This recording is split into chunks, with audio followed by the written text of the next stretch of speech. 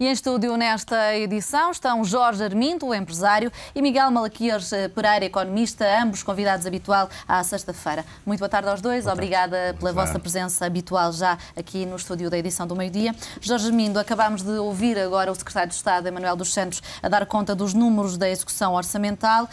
Podemos dizer que são boas notícias esta melhoria do déficit em 75,5%. Visto assim ainda sem ser à lupa, exatamente, mas podemos dizer que são boas notícias, efetivamente. Quer dizer, penso que mesmo se olharmos para a execução do final do ano passado, tem havido uma persistente redução do déficit. Portanto, agora, obviamente que é preciso analisar bem, que também há um aumento da receita fiscal, que é substancial. Mas aliás, este equilíbrio do déficit, ou tentativa de equilíbrio, é feito grande parte à conta da receita, Miguel, do que da despesa. Pois os números acabaram de sair e, portanto, exatamente, ainda estamos a analisar um pouco melhor. No entanto, e respondendo à questão que colocou o Dr. Jorge Armindo, eu penso que, de facto, se confirmarem estes dados, são dados muito positivos.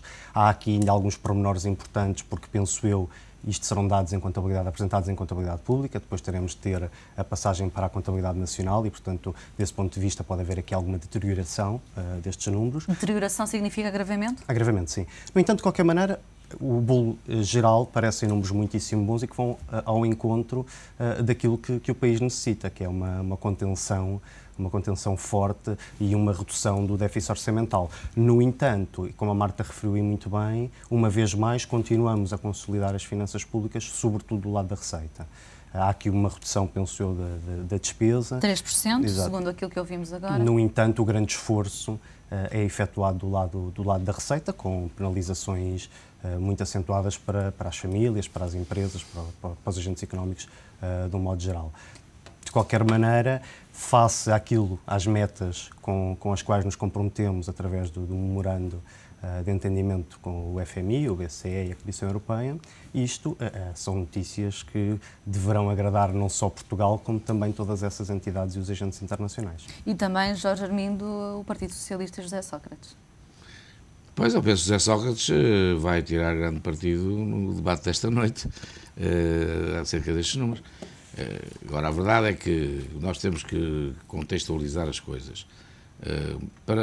A nível empresarial, evidentemente que todas as empresas estão em contenção, estão a tentar reduzir custos. Não há medidas que milagrosamente façam reduzir custos de um mês para o outro.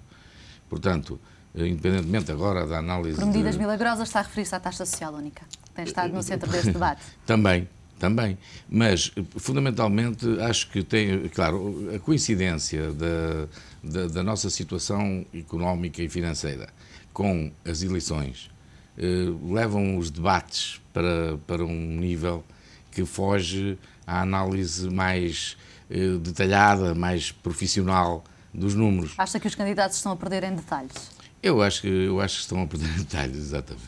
O que é que gostaria de ouvir mais em pormenor que ainda não ouviu? Por exemplo, a análise mais...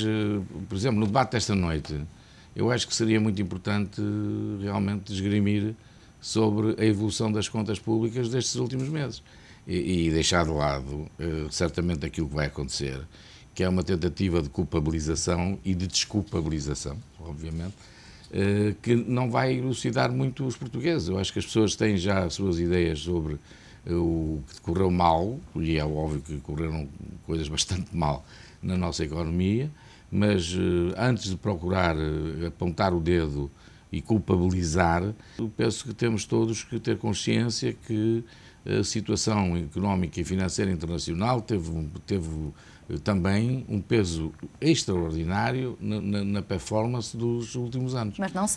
Mas não só, com certeza. Portanto, há muitos erros. E é bom que esses erros sejam debatidos e é bom que o nosso atual Primeiro-Ministro também saiba assumir aquilo que errou. Mas acho que não podemos... quer dizer, que é mau que os debates se centrem em questões que são que são artificialmente colocadas, nomeadamente aquilo que estamos a assistir neste momento, que é tentar isolar neste caso o Partido Socialista, ser isolado... Novas oportunidades, taxa social única. Não ia ser isolado do ponto de vista político, no sentido de dizer, mas quer dizer, podes ganhar as eleições porque nós não fazemos, depois não vamos fazer acordos contigo. Quer dizer, isto não é zelar pelo interesse do país. E nós, quer dizer, dá-me a ideia que estamos outra vez a não ter em conta o país.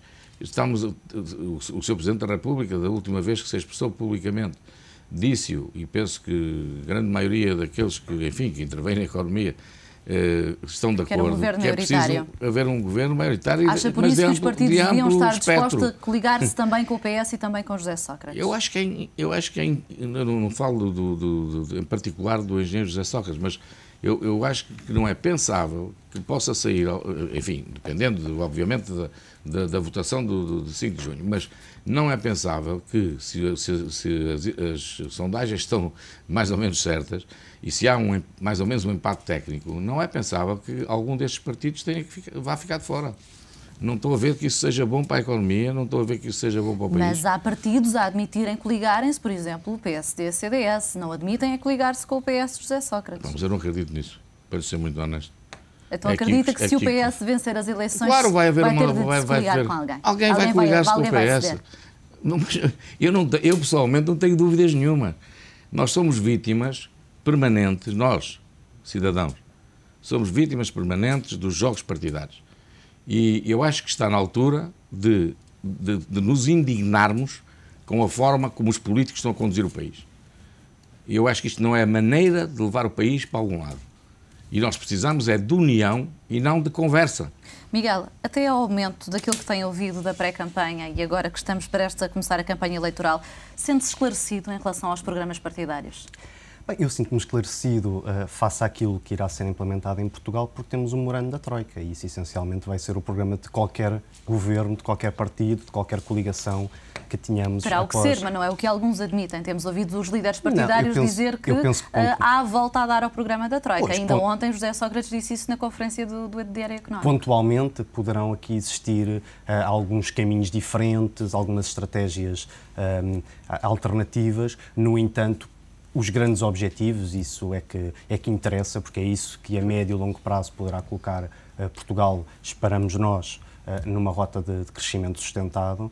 Os grandes objetivos estão delineados e portanto, penso que... E, na sua opinião, não há volta a dar, o programa de governo terá de ser o da Troika? Não, os grandes objetivos, as grandes linhas de orientação terão de seguir aquilo que todos os partidos, eu digo todos os partidos no arco da governabilidade, naturalmente, portanto PS, PSD e CDS assinaram.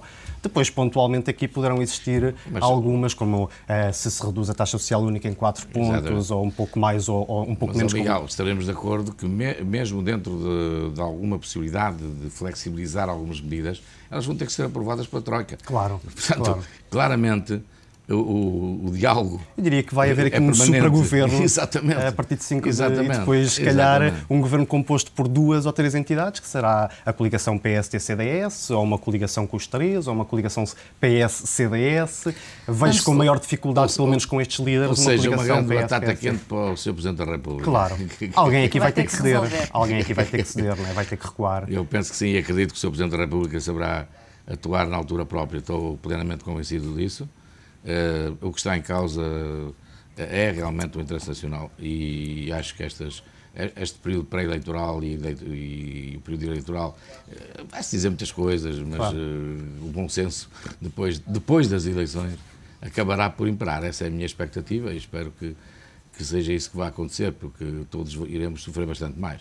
Sim, eu acho que nos próximos anos, já aqui referimos isso várias vezes, o próprio Banco de Portugal ainda ontem assentou essa ideia, os próximos anos vão ser muitíssimo dolorosos, e eventualmente como nenhum de nós se recorda nos últimos anos, e portanto é preciso aqui, de facto eu concordo, é preciso pensar sobretudo o país, pensar os cidadãos, pensar as empresas, pensar a economia, de maneira a que possamos de facto caminhar para uma trajetória sustentada diferente dos últimos anos. Aos dois, muito obrigada pela vossa análise. Hoje um pouco mais curta devido à intervenção do Secretário de Estado, mas voltamos a encontrar-nos na próxima semana. Muito obrigada. Muito obrigado.